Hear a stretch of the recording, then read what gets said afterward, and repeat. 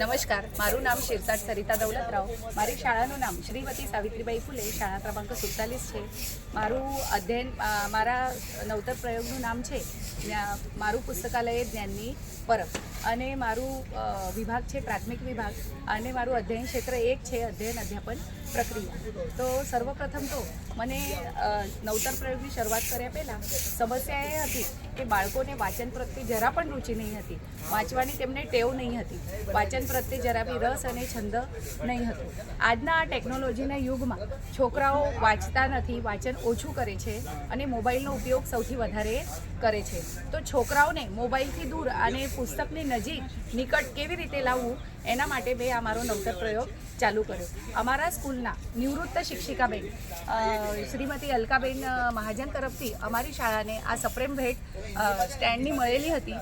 તો એનો સદુપયોગ મારા નવતર પ્રયોગમાં મેં એવી રીતે કર્યો કે જ્યારે 2 વર્ષ પહેલાં મને લાઇબ્રેરીનો ચાર્જ આપવામાં આવ્યો ત્યારે મારું પુસ્તકાલય બિલકુલ નિષ્ક્રિય હતું.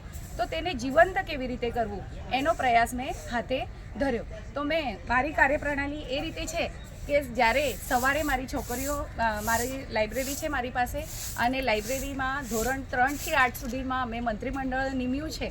તો મારી કાર્યપ્રણાલી એવી છે કે જ્યારે સવારે છોકરીઓ સ્કૂલ ભરાય ત્યારે આવે છે તો મારા લાઇબ્રેરી મંત્રી આ રીતે આ સ્ટેન્ડ પર પુસ્તકો ગોઠવે છે અને આ પુસ્તકો વાર પ્રમાણે પુસ્તકોની ગોઠવણી કરવામાં આવે છે. વાર પ્રમાણે પુસ્તકોના વિષય પણ અલગ અલગ મૂકવામાં આવે છે. ત્યારબાદ જ્યારે મધ્યાહન ભોજન પછી જે છોકરીઓને સમય મળે, જે છોકરીઓને ટાઈમ મળે, કાં તો કોઈ છોકરીને ભોજન કરવું ના હોય, ફ્રી સમય હોય, એ વખતે છોકરીઓ આવે છે અને લોબીમાં આ પુસ્તકનું સ્ટેન્ડ જ્યાં મૂકેલું હોય પોતાનું મનપસંદ પુસ્તક લે છે અને વાંચન કરવા લાગે છે. જે છોકરીઓને પુસ્તક ગમ્યું તો એને હું 3 દિવસ માટે ઘરે પુસ્તક આપું છું અને આ રીતે છોકરીઓ રોજ જે પુસ્તકો વાંચવા આવે છે પુસ્તક સમીક્ષા પણ કરે છે અને વધારેમાં વધારે છોકરીઓ આ પુસ્તકોથી અવગત થાય, લાઇબ્રેરીમાં કયા પ્રકારના પુસ્તકો આવે છે એ પુસ્તકોથી અવગત થાય તે માટે હું વર્ષમાં 2 વાર પુસ્તક પ્રદર્શનનું આયોજન કરું છું.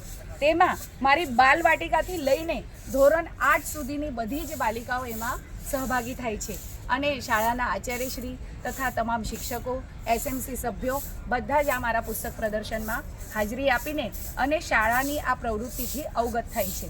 ત્યારબાદ એક બીજો મારો કોન્સેપ્ટ સ્કૂલમાં આવી રીતે ચલાવ્યો છે કે જન્મદિવસ પર છોકરાઓ 100, 50, 150 રૂપિયા ચોકલેટ પાછળ ખર્ચ કરે છે.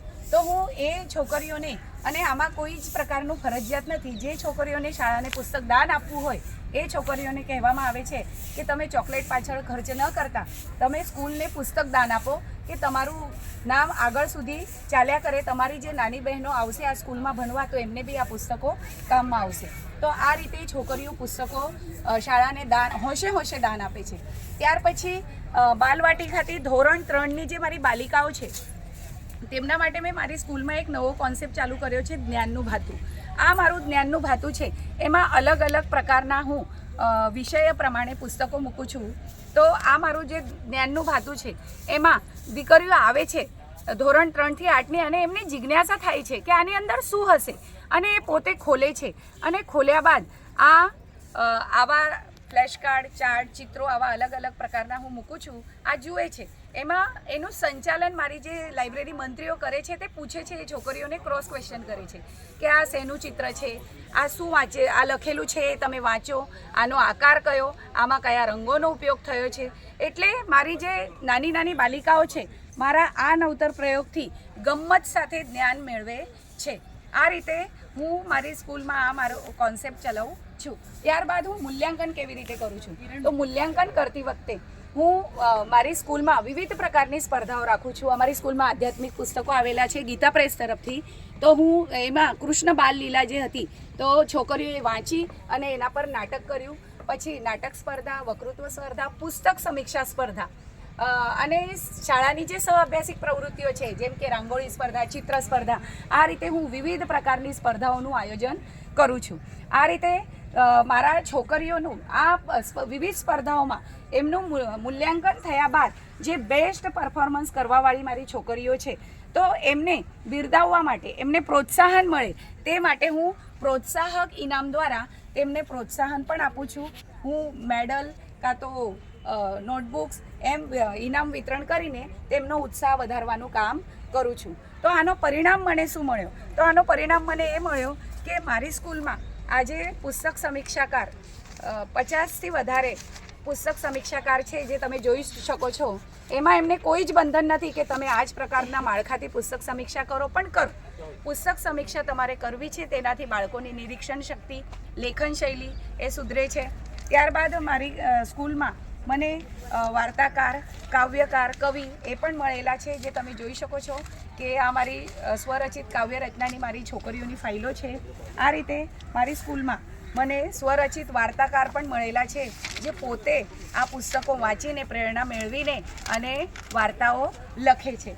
તો એનું ગહન પરિણામ એવું એક થયું મારી સ્કૂલમાં કે ગ્રામીણી ફાઉન્ડેશનના વિકાસ પાટીલ તરીકે ફાઉન્ડર આવેલા હતા અને તેમને આ મારો ચાલતી ફરતી લાઇબ્રેરીનો કોન્સેપ્ટ બહુ જ ગમ્યો.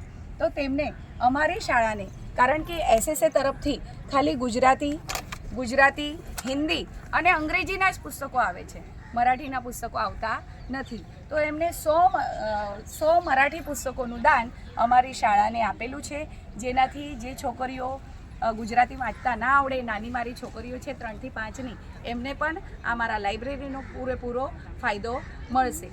અને જ્યારે અમારી સ્કૂલમાં ટ્વિનિંગ કાર્યક્રમ હતો, ત્યારે આ મારી ચાલતી ફરતી લાઇબ્રેરીની મુલાકાત શાળા ક્રમાંક 146એ લીધી.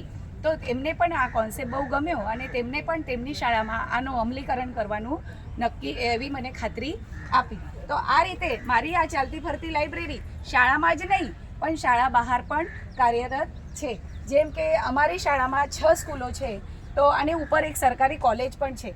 તો આ મારી લાઇબ્રેરીનો ઉપયોગ કોલેજની વિદ્યાર્થીનીઓ, છોકરાઓને લેવા આવતા વાલીઓ અને એમની સાથે જે વિદ્યાર્થીઓ આવે છે એ પણ એનો ઉપયોગ કરે છે.